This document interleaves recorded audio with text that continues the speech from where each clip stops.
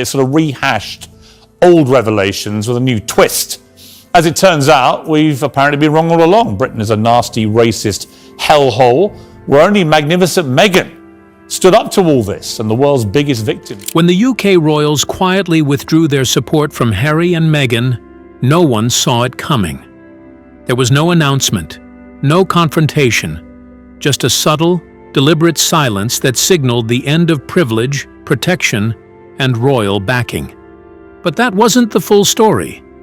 Once the palace stepped back, the rest of the UK followed. Public opinion, media, and institutions alike turned away. So what caused this silent, sweeping walk away, and why was it so decisive? This is the story behind the royals' most chilling act of abandonment. A vanished privilege. This isn't a story of scandal, dramatic fights, or headlines screaming controversy. There were no shouting matches, no public arguments, and no fiery confrontations. What happened to Harry and Meghan was far subtler, colder, and far more devastating. The UK royals didn't call them in for lectures. They didn't demand explanations or stage debates. There were no punishments, no public reprimands, no judgments announced to the world. Instead, what occurred was quiet, deliberate, and calculated. The privilege, protection, and safety that had once shielded them from criticism softened every misstep and cushioned every stumble quietly vanished. They were left exposed without the buffers that had once made mistakes survivable and independence almost impossible to challenge. For years, Harry and Meghan moved through the royal world with remarkable freedom. Missteps were forgiven, whispers and rumors quietly dismissed, and the palace's machinery always seemed ready to step in, smoothing over controversies, shielding them from public scrutiny, and preventing embarrassment. But over time, that protective system quietly powered down. Gradually, almost without notice, the cushions that had softened every fall were removed. There were no official statements to explain the shift, no private meetings to guide them, no gentle warnings to help navigate increasingly public errors. Yet the absence of intervention spoke volumes. Without fanfare or confrontation, the message was clear. The couple would now face the consequences of their actions, alone and unshielded. In this case, silence spoke louder than any official statement. Each unanswered call, every ignored invitation, and every withheld acknowledgement carried a clear, unspoken message. The palace had stepped back, leaving Harry and Meghan exposed. The soft cushions of privilege and protection that had once made their high-profile lives manageable. The subtle advantages that smoothed interactions and shielded them from scrutiny disappeared in one deliberate, precise act.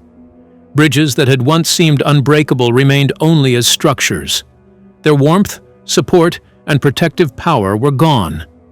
In an instant, the couple was forced to navigate the glare of public life without the safety net they had long taken for granted, facing a world where every misstep would now be fully visible. The withdrawal wasn't dramatic, chaotic, or accompanied by headlines. It was quiet, deliberate, and total. Harry and Meghan could still appear in public, tell their stories, and pursue deals, but every move was now exposed. The invisible shield that had once softened criticism, covered missteps, and lent authority to their actions was gone. Every decision, every statement, every appearance carried the weight of scrutiny. In that calm, unspoken absence, the reality was clear. The palace was no longer backing them.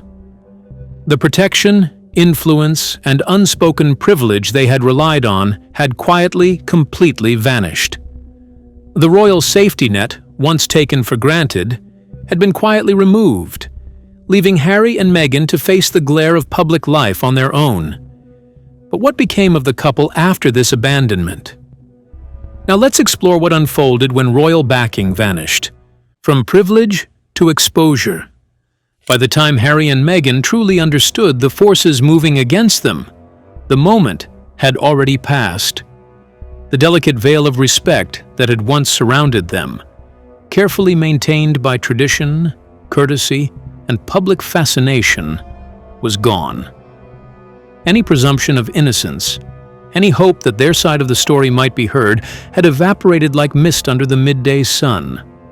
The courts no longer paused for sentiment or personal struggle. Emotion was no longer a currency in the legal arenas they once trusted. Judges now weighed facts without indulgence, leaving no room for the nuance of human complexity or the weight of past loyalties. The media, too, had hardened. Articles that might once have hinted at understanding or softened criticism with polite hedges and context now cut straight to the bone. Headlines were sharp, unsparing, and relentless.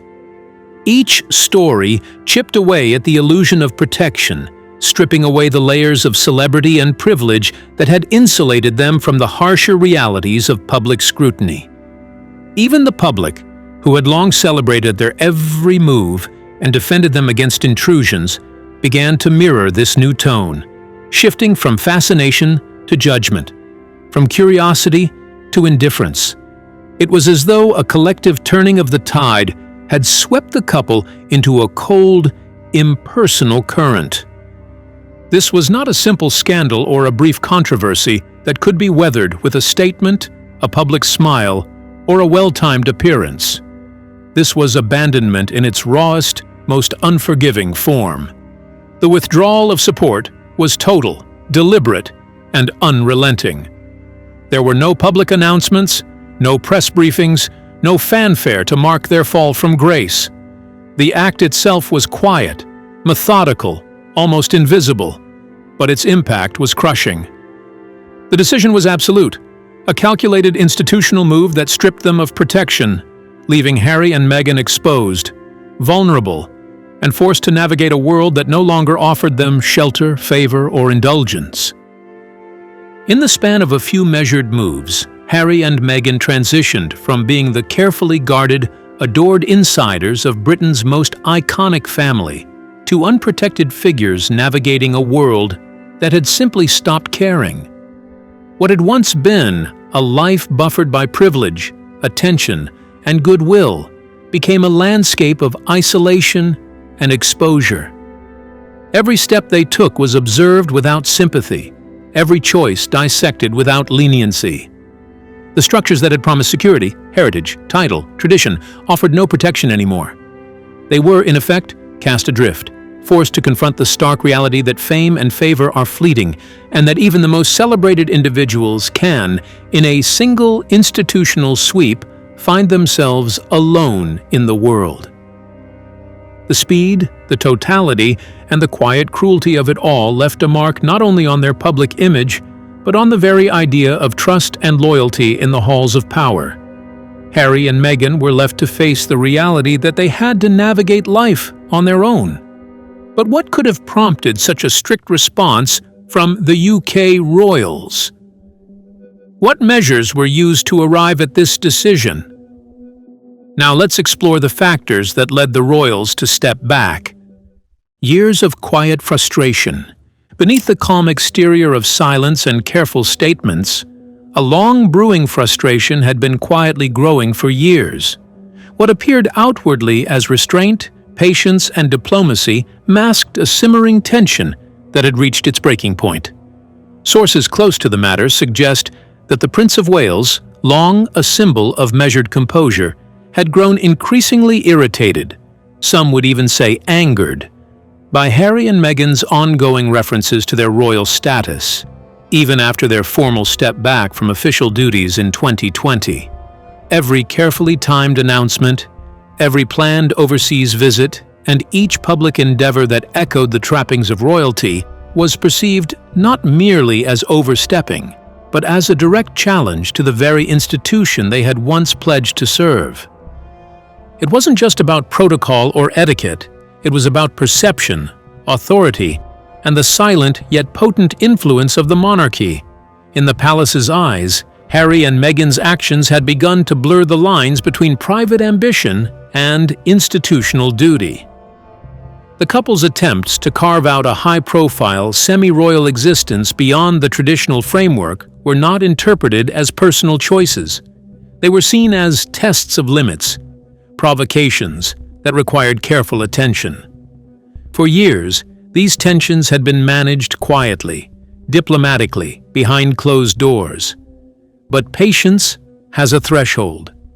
What might have been tolerated in smaller measures became increasingly intolerable with each headline, each announcement, each public claim to roles that belonged to the crown alone.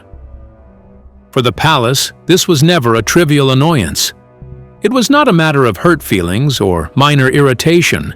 It was the cumulative weight of a perceived breach of trust and duty. Every misstep added to the growing concern that the balance between personal freedom and institutional responsibility was being disrupted. To allow such actions to continue unchecked could set a precedent no monarchy could afford, a precedent that personal ambitions might override centuries of protocol and public expectation. Ultimately, the palace's response was deliberate, measured, and quietly strategic. There were no public rebukes, no dramatic confrontations, no sensational headlines to announce the decision. Instead, the response was surgical in its precision. A careful, almost invisible withdrawal designed to protect the reputation, stability, and continuity of the institution. The walk away was not sudden, nor was it impulsive. It was the result of years of observation, calculation, and growing concern. It signaled that the monarchy, above all, could not risk dilution of its authority or erosion of its carefully maintained boundaries. In effect, Harry and Meghan's departure became a silent but powerful statement. It was a demonstration that even in an age of media frenzy, celebrity influence, and public fascination, the monarchy could still act decisively, prioritizing the institution over individual sentiment. Their exit, quiet yet resolute, marked the culmination of frustration, strategy, and necessity, a reminder that the crown's allegiance is ultimately to its enduring legacy, not to personal desire. The UK royals were irritated by Harry and Meghan's quiet withdrawal, seeing it as a deliberate neglect of royal duties. But how would the couple maintain their dignity after the royals' abandonment? Now, let's unravel how the palace's quiet withdrawal exposed Harry and Meghan to public disbelief. From fairy tale to spectacle. Once the palace quietly stepped back, the effects stretched far beyond the gilded walls of Buckingham and Clarence House. What had once been celebrated as a bold modern love story, the fairy tale of Harry and Meghan daring to break free from centuries of tradition, began to fray at the edges. The narrative that had enchanted the public, that had seemed daring, fresh, and full of promise, slowly transformed into a story of skepticism, weariness, and quiet disappointment. Every carefully staged appearance, every choreographed wave, every meticulously crafted gesture that once elicited admiration began to feel increasingly hollow. Where there had once been charm, there was now artifice. Where spontaneity had been assumed, calculation now seemed obvious. Exaggerated claims of influence, responsibility, or connection, once tolerated as part of the couple's carefully cultivated image, now read as overreach. The public, which had once followed their journey with fascination and even empathy, began to sense the emptiness behind the spectacle. Headlines that once sparkled now felt forced. Smiles that once warmed cameras now appeared rehearsed. The magic of the narrative was slowly dissipating, leaving only the mechanics of image-making on display. This change was far more than symbolic. The royal family's protective shield had been fully withdrawn, leaving a mark that was deep, complete, and permanent. For years, Harry and Meghan had navigated life with a sense of security, their every step softened by tradition, title, and the quiet, unspoken authority of royal affiliation. That safety net was gone. Without the crown's subtle backing, every misstep, every exaggeration, and every ambitious move became glaringly visible. No longer insiders moving within a protected world, they were exposed to relentless scrutiny, with every action weighed, judged, and stripped of the benefit of the doubt. But the exposure went far beyond mere public visibility. It cut deep, both psychologically and culturally. Harry and Meghan were no longer seen simply as modern royals testing limits. They had become a spectacle, a story the country no longer believed. Their rebellion against tradition, once thrilling and romantic, lost its spark once the institutions that gave it weight and credibility were removed. Public fascination faded into fatigue. Admiration turned into skepticism. Curiosity gave way to indifference. What had once felt daring and fresh now appeared calculated and performative, leaving the couple vulnerable to the harsh realities of a world that had stopped buying their narrative. In essence, the palace's quiet step back reshaped the landscape entirely. No official statement, no dramatic pronouncement, no public confrontation was needed. With one subtle act, the couple's protective world crumbled, leaving them to navigate a reality in which reputation, perception, and influence were suddenly fragile. Once celebrated for daring to challenge tradition, they were now viewed not as revolutionary figures, but as a narrative the public had grown tired of. A story whose brilliance had dimmed under the weight of expectation, performance, and the absence of institutional backing. The abandonment left the couple exposed, bringing an end to the favoritism they once enjoyed through royal privilege. But did they still retain any protective glow? What would become of them if there was nothing left to fall back on? Let's find out. Netflix's Silence and the Collapse of Influence. When the royals stepped back, the halo of protection surrounding Harry and Meghan dimmed almost immediately. For years, the couple had moved through a world of privilege and influence with an aura of invincibility, buffered by tradition, celebrity, and institutional support. But once that shield quietly vanished, the effects were swift and undeniable. The glow that had once made every appearance seem magnetic, every announcement feel newsworthy, began to fade, leaving the couple exposed to the unvarnished realities of public attention. Even Hollywood, where fame often translates to opportunity, proved unforgiving.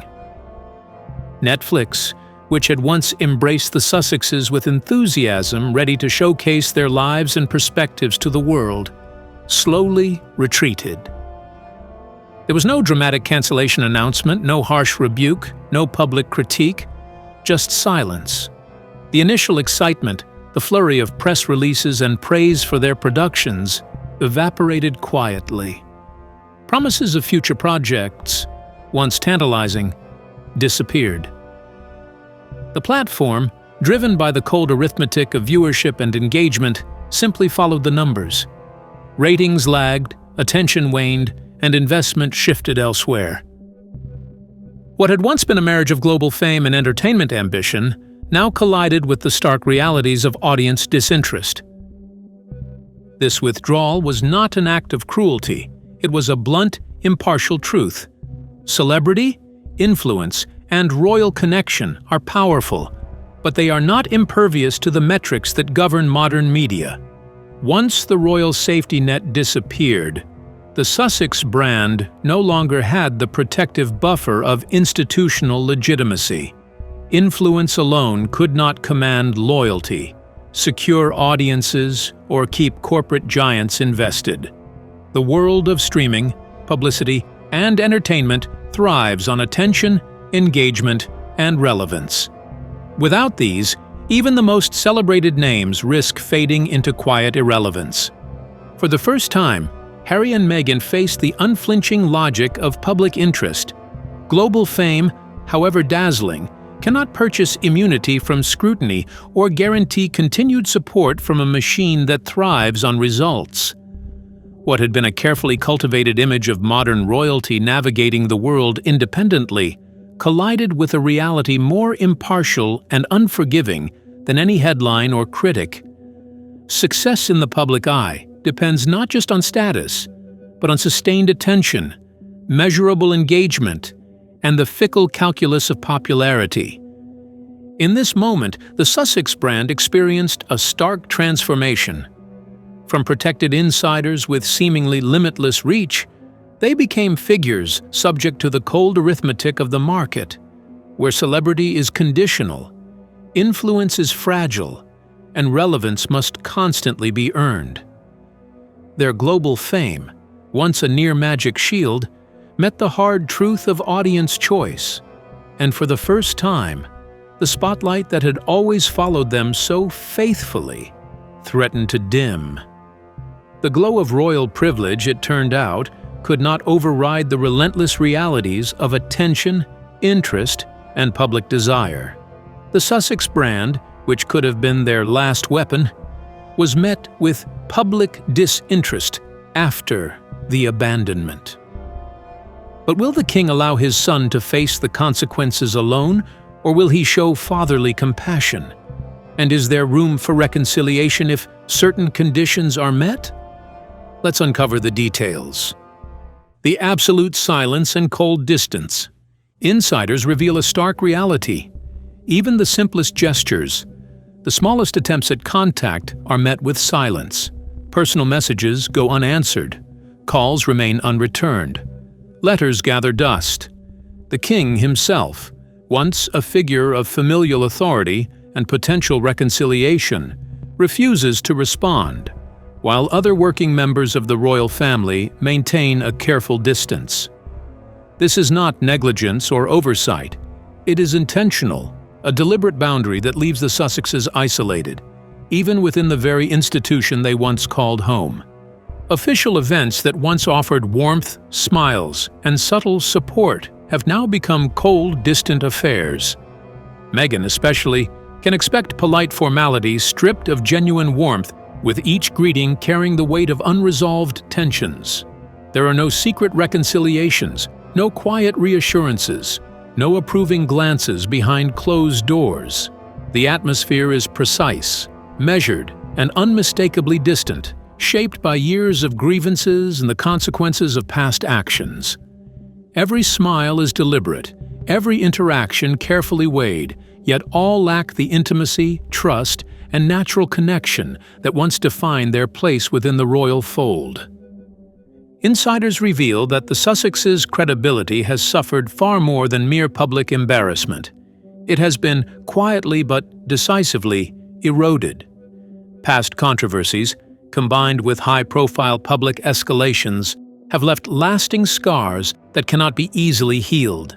Every incident is remembered, catalogued, and discussed in private, behind closed doors, forming an invisible ledger of grievances. The cumulative effect creates a barrier to reconciliation that feels almost impossible to cross.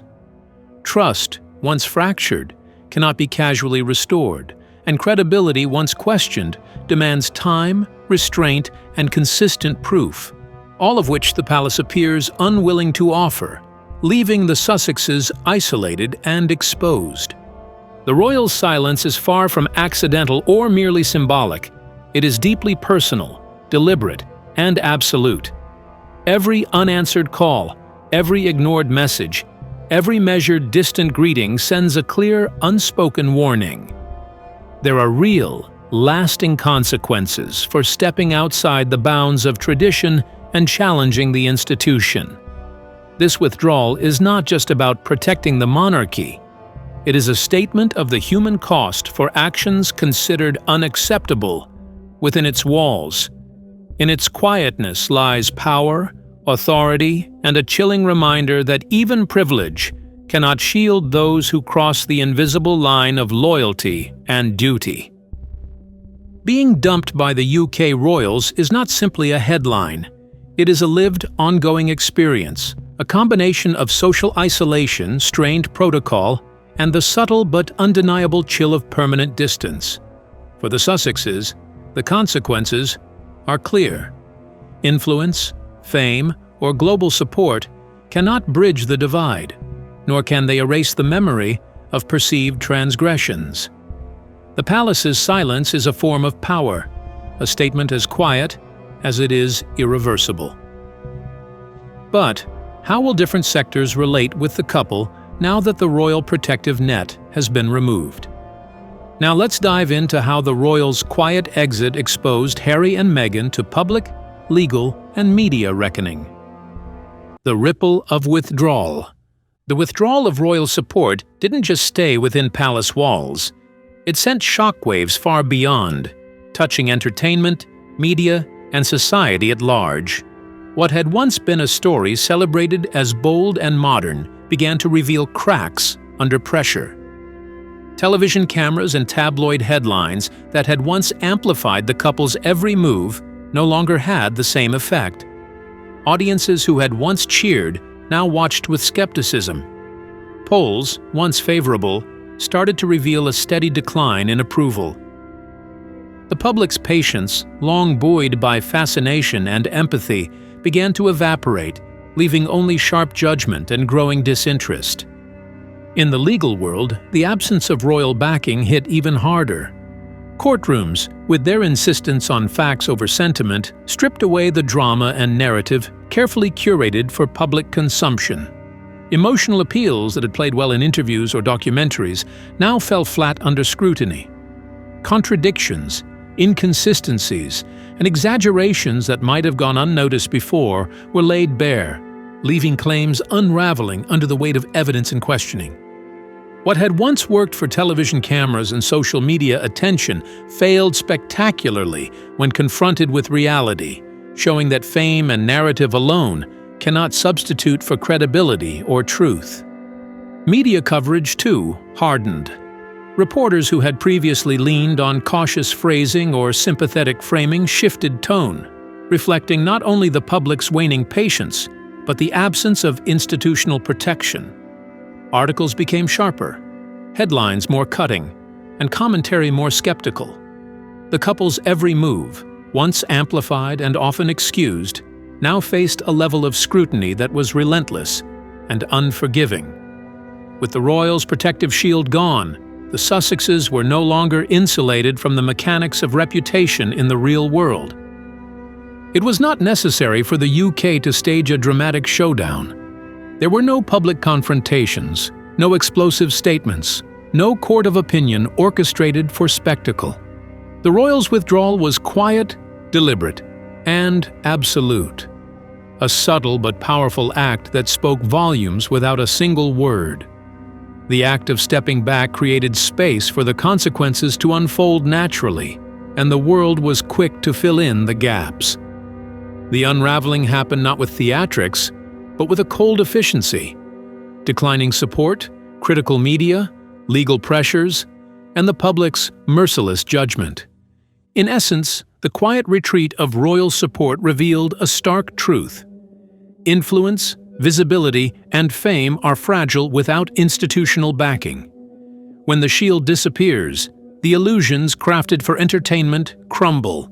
The narratives that played on screens fail in courts, and the public sees clearly. Harry and Meghan's world, once buffered by prestige and privilege, was now exposed to the full force of reality, and it was more unforgiving than any headline could convey. Harry and Meghan are left to handle their affairs like any other citizens, without the cushion of emotion or prestige influencing how others view them. But how does the couple plan to stay relevant and remain in the news? What strategies might they adopt? Let's find out. Reinvention. Amid abandonment. With influence dwindling, business deals collapsing, and once loyal allies quietly drifting away, the Sussexes found themselves cornered. The strategies that had carried them through earlier storms, public appearances, partnerships, celebrity endorsements, and media narratives were losing their power. Every collaboration, every headline, every carefully timed campaign now faced the harsh reality of fading interest. Faced with this decline, they turned to a tactic that had always been deeply familiar and profoundly personal: family. Children became more than private milestones. They became headlines, birth announcements, growing baby bumps, And stories of motherhood were no longer simply life events. They became instruments of reinvention. Fertility was framed as triumph where influence had waned. Motherhood was crafted into a narrative of strength, resilience, and renewal, designed to redirect attention and recapture public interest. Each story, each photograph, each interview was calibrated to remind the world of the human side of the Sussexes, a side that, in theory, could still inspire empathy, admiration, or fascination. Yet even this pivot could not mask the deeper, unshakable truth. The UK, the public, and the institution they had once belonged to had already moved on. The applause that once greeted them had faded, replaced by indifference or subtle disapproval. Support that had once softened criticism was gone. And most crucially, the protective shield of the palace, which had lent legitimacy, status, and leverage to every initiative, was nowhere to be found. Without it, every attempt to reshape their image or narrative was fragile, temporary, and subject to scrutiny. In the absence of this protection, the Sussexes were left with a stark reality. The only product they could now offer the world was themselves. Every story, every appearance, every announcement was measured not against privilege or institutional backing, but against the undeniable context of their abandonment. Fame, influence, and resources could no longer guarantee attention or loyalty. Without the buffer of tradition, authority, or support, each narrative had to survive on its own merits, and the public was no longer willing to suspend judgment. Even the most intimate and carefully curated stories, babies, family moments, personal triumphs, were weighed against the hard truths of detachment. The world could no longer be guided by the allure of royal connection or celebrity mystique alone. The Sussexes' attempts to redirect the conversation, to reclaim admiration and relevance, were continually challenged by the larger, unavoidable fact. The institution they had relied on for support had stepped aside. Every pivot, no matter how heartfelt, was temporary. Every narrative shift a fragile effort in a landscape that had already moved on. Ultimately, this period exposed an unavoidable truth. Influence, fame, and attention are fragile without backing or protection. The Sussexes could share their story, highlight their achievements, and showcase personal triumphs. But these efforts now unfolded under the harsh shadow of public indifference and the absence of royal support. Even global recognition could not shield them from scrutiny or isolation. Their experience became a stark reminder that celebrity and influence have limits, and without protection, even the brightest spotlight can quickly fade into obscurity. So, what do you think about Harry and Meghan being abandoned by the UK royals? Could they survive without royal support? We would love to hear your thoughts in the comments below. Don't forget to like and subscribe.